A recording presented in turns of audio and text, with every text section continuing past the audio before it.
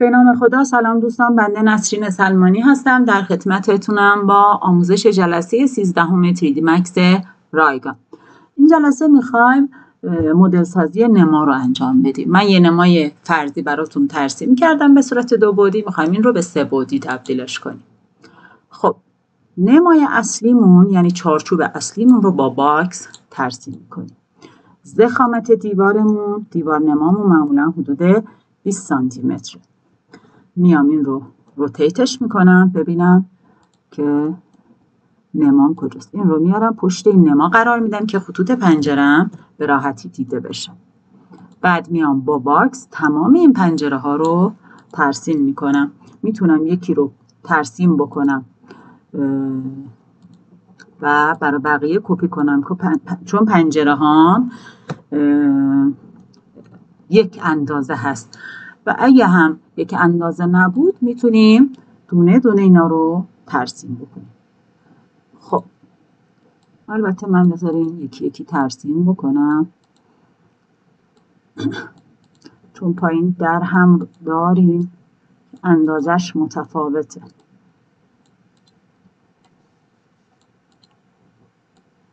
خب اینو بعد از اون ضخامت 20 سانتی بیشتر بشن که بتونن از اون موقعی که میخوایم کاتشون کنیم از نما رد بشن، یعنی نما رو بتونن سوراخش کنن. نه همشون درسته این یه دونه. خب بذاریم از این ور ببینیم. بله درست. خب پرسپکتیو و زد. خب نمای اصلی رو انتخاب میکنم. میام اینجا کامپاند آبجکت و پروبولیان استارت پیکینگ و روی هر کدوم از اینا کلیک میکنم که نما کاملا مشخص بشه. خب فرانت و زد. الان میام این قسمت رو برگردیم به استاندارد. اینجا رکتانگل رو ترسیم میکنم. باز این اسنپم روشنه. خب میخوایم پنجره رو ترسیم کنیم.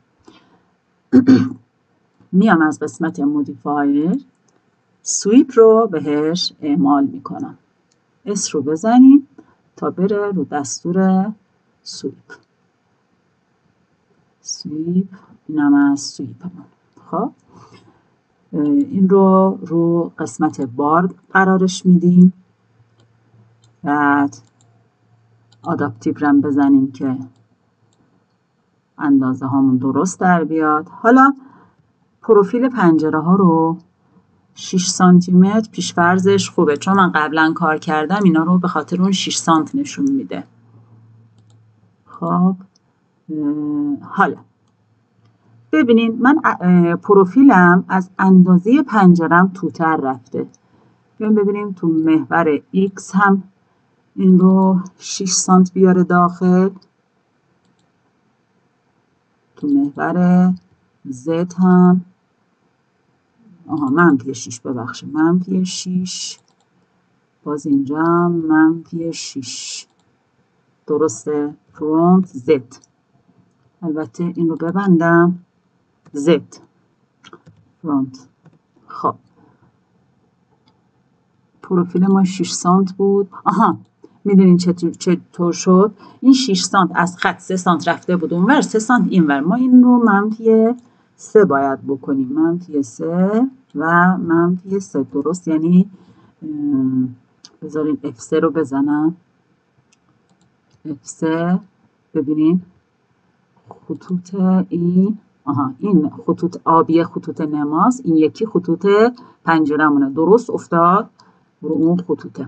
خب این از چارچوب اصلیش. یه دونه کنترل وی میزنم یعنی از همین شکلم یه کپی بکنم. اینستنس نمی کنم چون اگه اینستنس بکنم هر تغییری بدم روی یکی هم اعمال میشه، یعنی عین هم میشه. ما نمیخوایم عین هم بشه.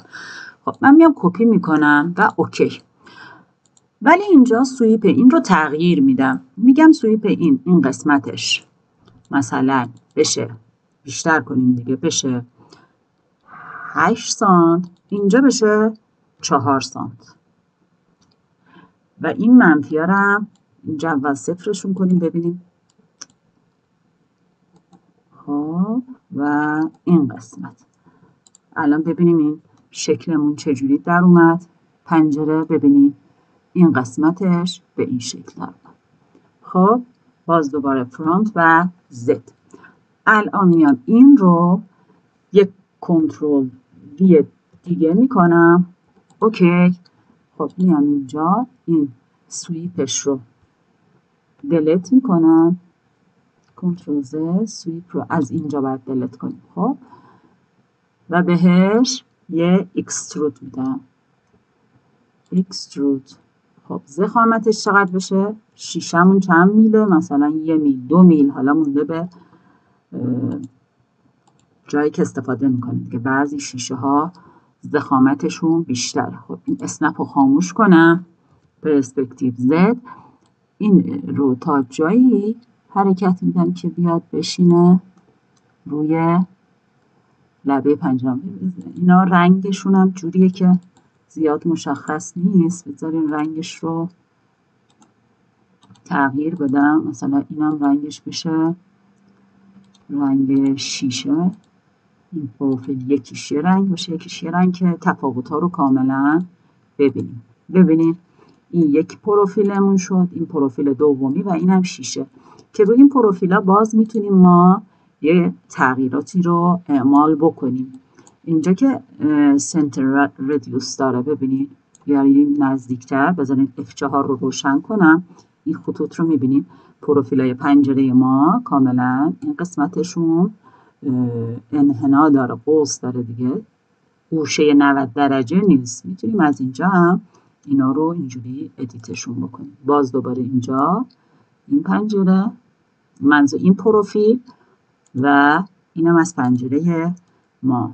خب میتونیم اینا رو برای تمام پنجره ها کپی بکنیم. منتها الان ابعاد پنجره ما خیلی بزرگه. وسطش باید این فریم داشته باشه. خب یه دونه اون رو کار کنیم.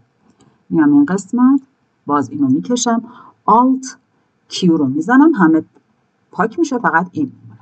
خب این رکتنگل رو که باز بکنیم این رو میایم رکتنگل رو تبدیلش میکنیم به ادیتیبل اسپیلان. خب این اسپیلان رو باز میکنم. سگمنت. این دوتا سگمنت بالای پایینی رو انتخاب میکنم. میام این قسمت دیوایدش میکنم. خب دیدی دیواید شد. خب الان میام ورتکس ها رو انتخاب میکنم. کرییت لاین. یه دونه اینجا انتخاب میکنم. خب یکی هم اینجا. تمام. این از این. خب دوباره همین این پنجره رو که انتخاب میکنم بهش همون دستور سویپ رو اعمال میکنم. اینجاست دستور سویپمون. ببین همون 6 سانتا دوباره اینجا هستش. بذاری آن هاید آل رو بزنیم. باز این F4مون دوباره رو همون خطوطه. اینم از این. دوباره میتونم همین رو کنترل وی بکنم. کپی بشه حتما. اوکی. باز این سویپ رو اعدادش رو تغییر میدم. این بشه 8. این بشه 4 سانت. خب بذاریم ببینیم چجوری شد. اینها. باز این افست ها رو این بذاریم کدومه. کنترل زد. بذاریم اینو چرخش بدیم. این سویپمون رو اینا 0 بشه. خب باز اینجا ما این سنتر ردیوس ها رو میتونیم اعدادشون رو تغییر بدیم. این قسمت هم باز همون کار رو میکنیم. خب الان این رو انتخاب میکنم. دوباره کنترل وی میکنم. اوکی. این رو باز میکنیم. سویپ رو دلتش میکنیم و اینجا بهش یه اکسترود میدیم. اینم از اکسترود که همون پنجرمون میشه. رنگ این رو به آبی تغییر بدم. خب یک کمی بکشیم عقب‌تر که پروفیلمون دیده بشه. اسنپ رو خاموش کنم که ایراد نده. ببینین از این گوشه قشنگ این پروفیل اصلی، این چارچوب پنجرمون و اینم که خود پنجره. حالا بسته به سلیقه هر کدوم از پنجره ها رو خواستیم میتونیم این رو هم بذار اینو هایدش کنم، هاید سکشن. میتونم این رو اینجا بیام گروپش کنم که موقع کپی کردن دیگه به هم نریزه. این رو میام گروپش میکنم. اوکی. حالا آن هاید آل، این رو میام کپی میکنم، شیفت دوتا کپی کن، باز شیفت. اوکی.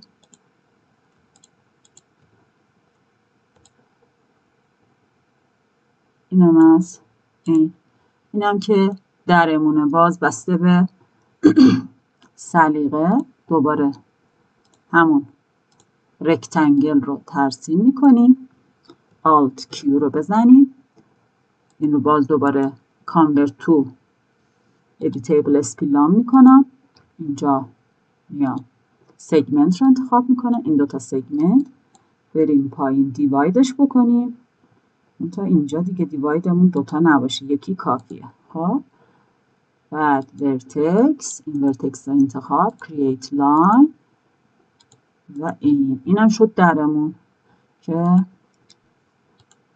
بریم رو اسپیلاین. بعد سویپ رو از اینجا انتخاب میکنم و یه چارچوب این شکلی.